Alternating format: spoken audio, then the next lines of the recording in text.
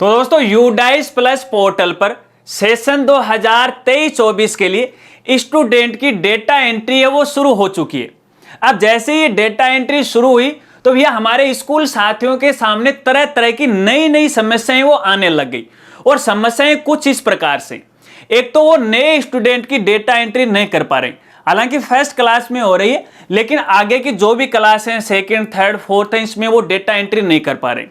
इसके अलावा यहाँ पे इस बार अपने स्कूल में जिन नए स्टूडेंट का एडमिशन हुआ है, जो दूसरी स्कूल से टीसी कटा के लेके हैं, उसका डेटा वो भी इंपोर्ट नहीं हो पा रहा है। और इसके अलावा कुछ को एज की समस्या आ रही है, कुछ को यहाँ पे स्टूडेंट के प्रमोट को लेके समस्या आ रही है, कुछ को यहाँ पे स्टूडेंट के मार्क्स को लेके समस्या आ रही है, और कुछ को भी यहाँ पे टीचर मॉडल को लेके भी समस्या आ रही है। एक वो नए टीचर को ऐड नहीं कर पा रहे हैं, ना ही पुराने टीचर का डेटा वो इंपोर्ट कर पा रहे हैं।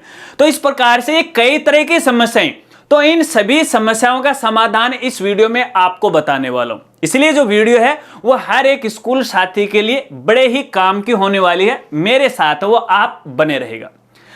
नमस्कार साथियों, मैं हूं आपका अपना साथी राजगुरु जी। तो दोस्तों जैसा कि आप सभी को पता है कि सेशन 2023-24 के लिए यूडाइस प्लस पोर्टल पे स्टूडेंट की डेटा एंट्री है वो शुरू हो चुकी है। और डेटा एंट्री करने की अभी तक जो लास्ट डेट है अपने राजस्थान में वो 30 अक्टूबर 2023 तक है। हालांकि अलग अलग स्टेट के लिए ये जो लास्ट डेट है वो अलग अलग हो सकती है। अब दोस्तों आपको पता है कि यूडाइस प्लस पोर्टल पे कई तरह के मॉड्यूल है, जैसे प्रोफाइल या मैनेजमेंट मॉड्यूल है, टीचर मॉड्यूल है, स्टूडेंट मॉड्यूल है। हालांकि इन सभी मॉड्यूल के बारे में मेरे द्वारा जानकारी दी गई है। ये यूडाइस प्लस पोर्टल की पार्ट नंबर 4थी वीडियो। इससे पहले मैं 3 वीडियो बना चुका हूं। पार्ट नंबर 1 वीडियो में मैंने यहाँ पे पोर्टल के जो भी मॉड्यूल हैं उनकी बेसिक जानकारी दी है। पार्ट नंबर 2 में स्टूडेंट की डेटा एंट्री आपको समझाई है, और पार्ट नंबर 3 के अंदर टीचर मॉड्यूल के बारे में समझाए। तो यहाँ पे देखिए, मैं आपसे पहले निवेदन करना चाहूंगा, अगर आपने अभी तक वो वीडियो नहीं देखी है तो पहले आपको वो वीडियो देखनी चाहिए, क्योंकि जो आपकी समस्या है शायद उस समस्या का समाधान है उस वीडियो में है, आपको मिल जाए। सभी इंपॉर्टेंट वीडियो का लिंक आपको वीडियो के डिस्क्रिप्शन में वो मिल जाएगा। अब पोर्टल को लेके कई तरह की समस्याएं आ रही हैं, तो चलिए एक एक समस्या के बारे में आपको बताता हूं और उसका समाधान भी बताता हूं। तो यहाँ पे सबसे पहली और सबसे बड़ी समस्या हमारे स्कूल साथियों के सामने ये आ रही है कि हम एक नए स्टूडेंट की डेटा एंट्री है वो नहीं कर पा रहे हैं। हालांकि हमारे स्कूल के अंदर जो फर्स्ट क्लास है उसमें तो डेटा एंट्री हो रही है, लेकिन आगे की क्लास में यानी सेकंड है, थर्ड है, फोर्थ है, 10वीं है, 11वीं 12वीं है, इनमें हम डेटा एंट्री नहीं कर पा रहे हैं। तो भैया इसमें आप डायरेक्ट डेटा एंट्री नहीं कर सकते। तो फिर कैसे कर सकते हैं, इसका समाधान क्या है? देखिए, जो स्टूडेंट इस बार आपके स्कूल में आया है तो वो लास्ट ईयर किसी दूसरी स्कूल में जरूर पढ़ा होगा, तो उस स्कूल की डाइस पे उसका डेटा है वो जरूर एंटर हुआ होगा। तो यहाँ पे उस स्टूडेंट को डायरेक्ट ऐड न करके उसका डेटा आपको इंपोर्ट है वो करना पड़ेगा। उसी के जरिए आप यहाँ पे डायरेक्ट दूसरी क्लास में वो ऐड कर सकते हो। लेकिन यहाँ पर भी हमारे स्कूल साथियों के सामने समस्या आ रही है, और समस्या ये आ रही है कि भैया हमारे पास तो उस स्टूडेंट का जो NIC कोड है, नेशनल कोड है यूडाइस का, वो हमारे पास नहीं है। उसको हम कैसे प्राप्त करें? हालांकि यहाँ पे देखिए आपको सर्च करने का ऑप्शन दिया गया है, आधार कार्ड और DOB डाल के है आप स्टूडेंट की नेशनल ID वो सर्च कर सकते हैं।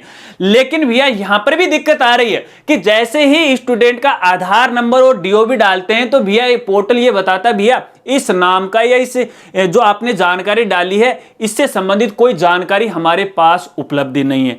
तो भैया इस समस्या का समाधान क्या है? तो भैया यहाँ पे देखिए इसके 2 कारण हो सकते हैं।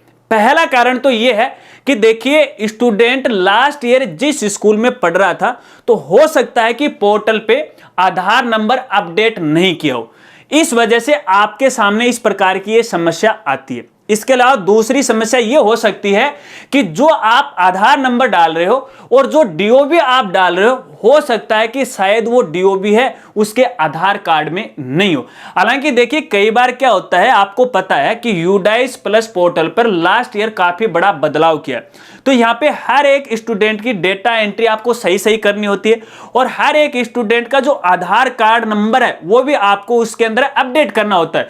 लेकिन भैया बहुत सारे ऐसे हमारे स्कूल साथी जिन्होंने आधार नंबर डाला ही नहीं, भैया जब आधार नंबर नहीं डाला तो पोर्टल को कैसे पता चलेगा कि भैया इस आधार नंबर से कोई स्टूडेंट लिंक है या नहीं है।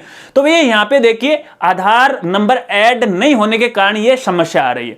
अब यहां पे देखिए समस्या ये है कि ठीक है, मान लेते हैं कि स्कूल वालों ने आधार नंबर नहीं डाले, हमने भी नहीं डाले, तो फिर एनआईसी जो कोड है वो कहां से ले।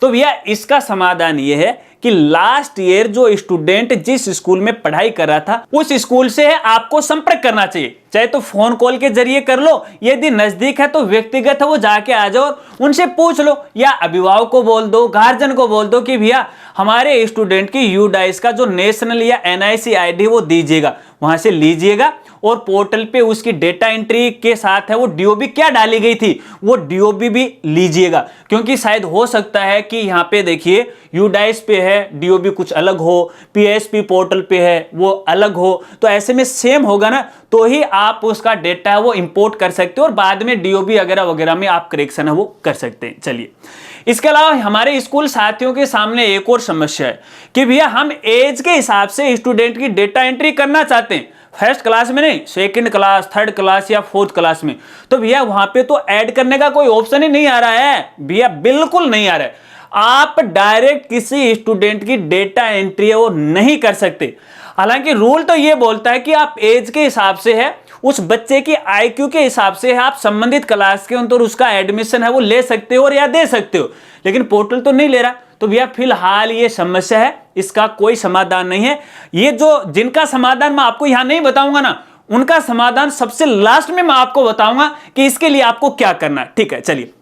इसके अलावा दोस्तों यहां पे एक और समस्या आ रही है हमारे स्कूल साथियों के सामने कि मान लेते हैं कि कोई जो स्टूडेंट है वो लास्ट ईयर किसी स्कूल में नहीं पढ़ा, पिछले 5 साल से वो पढ़ाई नहीं कर रहा है, तो भैया फिर उसकी एनआईसी आईडी कहां से ले, क्योंकि वो लास्ट ईयर तो किसी स्कूल में पढ़ा नहीं, और पढ़ा नहीं तो यूडाइस पे डेटा एंट्री उसको कैसे चढ़ेगा। बिल्कुल आपकी बात सही है। तो भैया ये भी फिलहाल एक पोर्टल पे समस्या है, इसे हम एक तकनीकी खामी भी बोल सकते हैं कि भैया इस जो स्टूडेंट जो पिछले 5-6 साल से पढ़ाई नहीं कर रहा है उसकी डायरेक्ट एंट्री है अपन 9, 10, 11, 12 क्लास में अपन कर ही नहीं कर सकते। ठीक है, चलिए, ठीक है, इसका समाधान आगे बताऊंगा। इसके अलावा एक और समस्या है कि मान लेते हैं कोई ऐसा स्टूडेंट है जो ओपन बोर्ड से पढ़ाई करके आया, जैसे एनआईसी बोर्ड आ गया, अपना आरसोस बोर्ड आ गया राजस्थान वाला, या फिर कोई ऐसा स्टूडेंट जो अदर बोर्ड की प्राइवेट परीक्षा दे रहा है और इस बार वो रेगुलर पढ़ाई करना चाहता है, तो भैया फिर उसकी डायरेक्ट डेटा एंट्री वो कैसे करें, क्योंकि पोर्टल पे तो हो नहीं पा रही है और लास्ट ईयर उसने किसी स्कूल को ज्वाइन भी नहीं किया।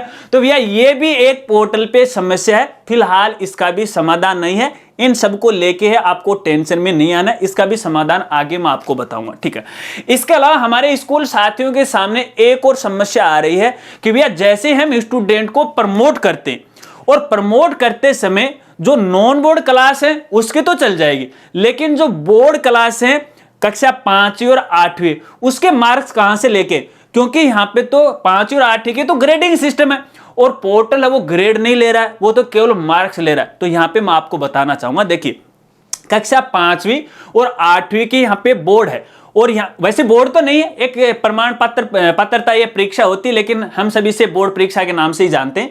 तो यहाँ पे देखिए संबंधित शिक्षा विभाग के द्वारा एक टीआर फाइल है वो दी जाती है। जब आप इनकी मार्कशीट लेके आते हो ना, मार्कशीट के साथ एक टीआर फाइल दी जाती है और उस टीआर फाइल के अंदर है हर एक सब्जेक्ट के ग्रेड भी दिया हुआ है और मार्क्स भी है वो दिया गया है। तो भैया उस टीआर फाइल को है संबंधित विभाग से है आपको लेना, अगर आप नहीं लेके आए हैं तो लेके आ जाएगा। ठीक है, अलग अलग स्टेट के लिए थोड़ा सा रूल में है वो परिवर्तन हो सकता है, लेकिन इसके लिए आपको संबंधित अपने सीबीओ अधिकारी या फिर अपने डीओ अधिकारी से है, यानी जिला शिक्षा अधिकारी से आपको संपर्क वो करना चाहिए। ठीक है, चलिए। इसके अलावा यहाँ पे देखिए हमारे स्कूल साथियों के सामने एक और समस्या आ रही कि भैया जिन स्टूडेंट के आधार नंबर नहीं है और बिल्कुल नया बच्चा है, फ्रेश बच्चा है, पहली बार वो पढ़ाई के लिए हमारे स्कूल में आ रहा है, तो भैया फिर उसकी डेटा एंट्री है पोर्टल पे कैसे करें, क्योंकि आधार नंबर तो है नहीं और पोर्टल भैया बगैर आधार नंबर के डेटा एंट्री वो लेता नहीं है। तो भैया देखिए यहाँ पे आधार नंबर हर एक स्टूडेंट का होना कंपलसरी है, इसके बगैर है आप स्टूडेंट की डेटा एंट्री नहीं कर सकते। लेकिन यहां पे एक अल्टरनेट आपको मैं बता सकता हूं, लेकिन ये जो अल्टरनेट है इतना उचित नहीं है, जेन्युइन नहीं है, क्योंकि लास्ट ईयर भी मैंने ये अल्टरनेट आपको बताया था। हालांकि उस समय तो समस्या का समाधान हो गया, लेकिन भैया अब वो उसको लेके नई समस्या आ गई। यहां पे देखिए अल्टरनेट ये है कि जहां पर आधार का कॉलम है वहां पे आप 9999 वो लिखिएगा, तो एक बार के लिए स्टूडेंट की डेटा एंट्री तो वो जरूर सेव हो जाएगी। लेकिन भैया अगले साल, जैसे इस साल ये समस्या आ रही है ना, मैंने शुरुआत में आपको बताया था कि जैसे अपन आधार नंबर डालते हैं, डीओबी डालते हैं, तो वो डेटा नहीं बता रहा है, डेटा नॉट फाउंड है, इस प्रकार का एरर आ जाएगा। क्योंकि पोर्टल पे है स्टूडेंट का आधार नंबर भी डालना है और प्रत्येक स्टूडेंट का आधार है उसको वेरीफाई भी करना है। जब वो पूरी तरह से वेरीफाई हो जाएगा तभी एक स्टूडेंट की डेटा एंट्री वो सही है वो मानी जाएगी।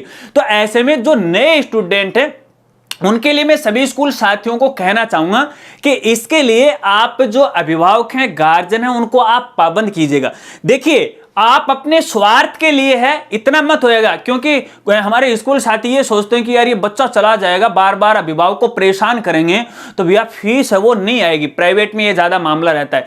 लेकिन भैया अकेली फीस ही नहीं है, मैं आपको यहां पे बता रहा हूं कि देखिए धीरे धीरे हर एक स्टूडेंट का डेटा है वो ऑनलाइन किया जा रहा है। फिलहाल यहाँ पे हर एक स्टूडेंट का आधार का वेरिफिकेशन किया जा रहा है, स्कूल के जरिए भी और कॉलेज के जरिए भी। और अभी भैया एक और नया मामला आया है, अपार आईडी कार्ड, इसके जरिए भी स्टूडेंट के एजुकेशन का डेटा है वो जोड़ा जाएगा।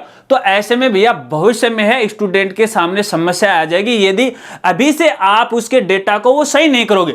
आप अपने निजी स्वार्थ के लिए स्टूडेंट का भविष्य दांव पे मत लगाएगा, और इसके लिए अभिभावक को आपको पाबंद करना है। क्योंकि आपको पता है यार आधार कार्ड अगले 5-7 दिन में बनके तैयार हो जाता है, इसमें समस्या क्या आ रही। मेरे पास न जाने कितने मैसेज पड़े हैं, कितनी मेल पड़ी है, सर आधार नहीं आधार नहीं। अरे तो भैया बना लो, मात्र 7 दिन का काम लगता है, मैक्सिमम 15 दिन में तो बनके आ ही जाता है। कहां दिक्कत आ रही है। तो भैया यहां पे आपको मेरी राय में हर एक स्टूडेंट के आधार नंबर आपको डालने चाहिए। ठीक है, चलिए इसके अलावा यहां पे देखिए हमारे कुछ स्कूल साथियों के सामने समस्या आ रही है टीचर मॉड्यूल को लेके, कि यहां पर हम एक नए टीचर को ऐड नहीं कर पा रहे हैं। या तो वो पहली बार ज्वाइन कर रहा है या फिर दूसरे स्कूल से आके अपने स्कूल में है वो इस बार पढ़ाई करवाने लग गया है, ना उसका डेटा इंपोर्ट हो रहा है। हालांकि पुराने जो लास्ट ईयर हमने टीचर की डेटा एंट्री की थी उसमें हम अपडेट कर पा रहे हैं, लेकिन नए टीचर को ऐड नहीं कर पा रहे हैं। तो दोस्तों आपको मैं यहां पे बताना चाहूंगा, देखिए फिलहाल ये जो टीचर मॉड्यूल है ये पूरी तरह से एक्टिव नहीं हुआ है। और फिलहाल भी आपकी जानकारी के लिए बताना चाहूंगा, देखिए यूडाइस प्लस पोर्टल पे काफी सारी तकनीकियां खामियां हैं, और इन खामियों को चलते हुए यहां पे देखिए स्टेट वाइज है, जिले वाइज है, ब्लॉक वाइज है, जो भी यूडाइस प्रभारी हैं उनकी बैठक है 30 अक्टूबर को आयोजित होने जा रही है। ऐसे में अलग अलग स्टेट के लिए अलग अलग हो सकती है, तो ऐसे में उनसे आपस में विचार विमर्श किया जाएगा कि भैया पोर्टल पे क्या क्या कमियां आ रही हैं, क्या क्या दिक्कतें आ रही हैं। अब जो जो खामियां वो उनको बताएंगे, तो धीरे धीरे इन सभी समस्याओं का समाधान है संबंधित विभाग के द्वारा वो कर दिया जाएगा। तो ऐसे में यहां पे देखिए फिलहाल आप टीचर मॉड्यूल के अंदर ना तो एक नए टीचर को, बिल्कुल फ्रेश टीचर को आप ऐड कर सकते हो, क्योंकि ऐड करने का जो ऑप्शन है वो फिलहाल एक्टिव नहीं हुआ है, धीरे धीरे एक्टिव हो जाएगा। मैं आपको यहां पे जानकारी देना चाहूंगा, देखिए फिलहाल यहां पे स्टूडेंट की डेटा एंट्री करना कंपलसरी है, जो कि लास्ट डेट है 30 अक्टूबर। हालांकि डेट है वो बढ़ाई जाएगी क्योंकि तकनीकियां खामियां चल रही, लेकिन यहां पे टीचर मॉड्यूल की अभी कोई लास्ट डेट नहीं। धीरे धीरे आप कभी भी उसकी डेटा एंट्री है वो कर सकते हैं, लेकिन कभी का मतलब ये नहीं है कि जब आपको मर्जी आए तब। भैया इसकी भी डेट होती है, लेकिन फिलहाल इसकी कंफर्म कोई भी डेट नहीं है। इसके लिए आपको काफी समय वो मिलने वाला है, तो इसके लिए आपको थोड़ा सा वेट करना चाहिए। और इसके अलावा यहाँ पे एक समस्या आ रही है कि कोई दूसरी स्कूल के अंदर टीचर पढ़ा के इस बार अपने स्कूल में आया है या अपने स्कूल को ज्वाइन कर लिया है, चाहे वो गवर्नमेंट स्कूल हो या प्राइवेट स्कूल हो, उसकी डेटा एंट्री या डेटा को कैसे इंपोर्ट करें। जैसे उसके हम यहाँ पे NIC कोड डालते हैं या उसकी DOB डालते हैं, तो भैया जो डेटा है वो गलत बता रहा है। तो भैया यहाँ पे देखिए फिलहाल ये एक पोर्टल की तकनीकी समस्या है, इस तकनीकी समस्या के कारण है ये समस्या आ रही है। और यहां पे एक समस्या ये भी हो सकती है कि शायद हो सकता है कि लास्ट ईयर जिस स्कूल में टीचर पढ़ाई करवा रहा था, तो वहां पे उसके डेटा एंट्री के अंदर टीचर के शायद आधार नंबर नहीं डाले गए होंगे। तो आधार नंबर नहीं डाले गए हैं, तो इस वजह से भी उसकी डेटा एंट्री का एरर आपको यहां पे आने वाला है। मात्र यहां पे जो टीचर की जो नेशनल ID है, NIC ID, उससे ही आप जो टीचर है उसका डेटा आप इंपोर्ट नहीं कर सकते। पुराने वाले टीचर का, क्योंकि यहाँ पे पुराने वाले टीचर के जो यूडाइस प्लस पोर्टल पे लास्ट ईयर में डेटा भी है वो भी सही होना चाहिए। जब तक वो सही नहीं होगा, उसमें आधार कार्ड नंबर अपडेट नहीं होंगे, उनका आधार वेरीफाई नहीं होगा, तो भैया आप अपने स्कूल में भी है वो इंपोर्ट है वो नहीं कर पाओगे। हालांकि एक तकनीकी समस्या है, इस समस्या का भी समाधान होने वाला है। इसके अलावा दोस्तों यहाँ पे देखिए और भी शायद कई तरह की समस्याएं आपके सामने आ सकती है। मैंने यहाँ पे जो ज्यादातर जो समस्याएं आ रही हैं उनके बारे में आपको यहाँ पे बताया। अब यहाँ पे मैंने आपको कुछ ऐसी समस्याएं बताई हैं कि जिसका समाधान मैंने भी आपको नहीं बताया, और मैंने आपको ये बताया कि वीडियो के लास्ट में हम इसकी बात करेंगे। तो भैया यहाँ पे देखिए जो जो समस्याएं आपके सामने आ रही उन सभी समस्याओं को है आप संबंधित अपने सीबीओ अधिकारी जो भी यूडाइस का प्रभारी है उन तक आपको पहुंचाना है। अपने जिले का जो जिला शिक्षा अधिकारी है उन तक आपको पहुंचाना है, क्योंकि यहाँ पे संबंधित ये नेशनल लेवल का काम होता है। तो नेशनल लेवल के हिसाब से स्टेट वाइज है, डिस्ट्रिक्ट वाइज है, ब्लॉक वाइज है, इनकी बैठकें होती रहती है, और जो जो पोर्टल पे नई नई समस्याएं आती हैं उन समस्याओं का विचार विमर्श किया जाता है, समाधान किया जाता है। तो ऐसे में आपके सामने जो समस्या आ रही है वो उन तक आपको पहुंचाना है, ताकि उन तक वो समस्या पहुंचे और आपकी समस्या का वो समाधान हो जाए। और इसके साथ साथ आपके सामने जो समस्या आ रही है, जो यहाँ पे देखिए यूडाइस की जो ऑफिशियल मेल आईडी है, उस मेल आईडी पे अपने स्कूल का जो लेटर हेड है उस पे पूरी समस्या आपको लिखना है, और क्योंकि जब समस्या जाएगी तो समाधान होगा। और पोर्टल पे देखिए यहाँ पे एक सजेशन का, फीडबैक का आपको ऑप्शन भी यहाँ पे मिलता है। तो वहां पे जो आपके सामने समस्या आ रही है वो उनको अवगत कराएगा, ताकि समस्या का समाधान है वो हो सके। तो दोस्तों यहाँ पे देखिए इसके अलावा एक और नई समस्या, नई तो नहीं है, हालांकि समस्या छोटी सी है। कुछ साथियों का ये कहना है कि हम यूडाइस प्लस के ऊपर हमारे स्कूल का जो प्रिंसिपल है वो चेंज हो गया। हालांकि हमने यहाँ पे प्रोफाइल के अंदर प्रिंसिपल का नाम तो चेंज कर दिया, हालांकि वो नाम है वो चेंज भी हो गया, लेकिन यूडाइस का जो मेन पोर्टल है वहां पर अभी भी पुराने वाले प्रिंसिपल का नाम है वो हमें दिखाई देता, वो अपडेट नहीं हुआ। तो इसका क्या समाधान है? तो भैया इसका समाधान है आपको संबंधित अपना जो सीबीओ अधिकारी है, ब्लॉक शिक्षा अधिकारी है, उसके पास आपको जाना होगा। अपना लेटर हेड पे है ये समस्या आपको लिखनी है प्रिंसिपल का नाम चेंज के लिए, और वो देना है, और फिर वो वहीं से उनकी आईडी से होगा। ठीक है। इसके अलावा यहाँ पे कुछ स्कूल साथियों के सामने ये भी समस्या है कि यहाँ पे देखिए हमारे पोर्टल के ऊपर है एक ही क्लास के कई सेक्शन है वो ऐड हो गए। जैसे मान लीजिए है कि फर्स्ट क्लास है, इसके A B C D section हो गए, हालांकि ना तो इतने सेक्शन पिछले साल थे और ना ही इस बार है, केवल एक सेक्शन है या फिर 2 सेक्शन है। तो यहाँ पे जो अधिक सेक्शन ऐड हो गए हैं तो उनको हम डिलीट कैसे करें? तो भैया आप अपने स्कूल की आईडी से इनको आप डिलीट नहीं कर सकते। यदि आपके सामने भी इस प्रकार की समस्या है तो भी आपको संबंधित सीबीओ अधिकारी से है इस समस्या से अवगत है वो करवाना चाहिए। इसके अलावा यदि आपके पोर्टल पे क्लास शो नहीं हो रही है, देखिए कई स्कूलों के सामने ये समस्या हो सकती है, वो इस बार क्रमोन्नति हुई है, उनकी मान्यता बढ़ी है, पहले वो 1 से 8 थी, अब 9 से 10 हो गई, या 10 तक थी, 11 से 12 हो गई, क्लास शो नहीं हो रहे, क्लास वो ऐड नहीं कर पा रहे हैं। तो इसके लिए भी है आपको संबंधित जो सीबीओ अधिकारी है वहां पर आपको जाना पड़ेगा। जो आपकी स्कूल क्रमोन्नति हुई है, जो मान्यता आपको मिली है, वो दस्तावेज है यानी प्रूफ है, आपको साथ में लेके जाना पड़ेगा। वो प्रूफ देखने के बाद है आपके पोर्टल को अपडेट है वो कर दिया जाएगा। इसके अलावा यहाँ पे देखिए मीडियम की शायद आपको समस्या हो सकती है, तो मीडियम की जो समस्या है उनका भी समाधान है वो करने वाले। तो यहाँ पे देखिए कुछ ऐसी समस्याएं हैं जो आप अपने लेवल पे कर सकते हो, और कुछ ऐसी समस्याएं हैं जो आप अपने लेवल पे नहीं कर सकते। तो जो आप खुद अपनी आईडी से नहीं कर सकते ना, उन सभी समस्याओं का समाधान है संबंधित सीबीओ कार्यालय से होने वाला। देखिए जहां जहां पे यूडाइस पोर्टल के ऊपर जो ब्लॉक है और वहां पे हमें थोड़ा फीका फीका नजर आता है, जहां पे अपन क्लिक नहीं कर पाते हैं, यानी वो एडिटेबल नहीं है, तो ऐसी जो एंट्री को यदि आप चेंज करवाना चाहते हो तो इन सब के लिए आपको सीबीओ अधिकारी से वो संपर्क वो करना चाहिए, क्योंकि इनका जो समाधान है वो वहीं से होने वाला है। देखिए यहाँ पे तकरीबन समस्याओं के बारे में हमने बात की है, और जहां तक संभव हो सका उन समस्याओं का समाधान मैंने आपको बताया। फिर भी हो सकता है कि शायद आपके सामने और कोई नई समस्या आई होगी, तो भैया वो समस्या है कमेंट करके मुझे जरूर अवगत करवाएगा, और यहाँ पे शायद उस समस्या का समाधान है आपको वो बता दिया जाएगा। अगर वीडियो जानकारी आपको अच्छी लगी हो तो वीडियो को लाइक है वो जरूर करना, और हो सके तो अपने दोस्तों के साथ वो जरूर शेयर करना। तो मिलते हैं फ्रेंड्स अगली एक नई वीडियो के साथ, तब तक के लिए जय हिंद, जय भारत।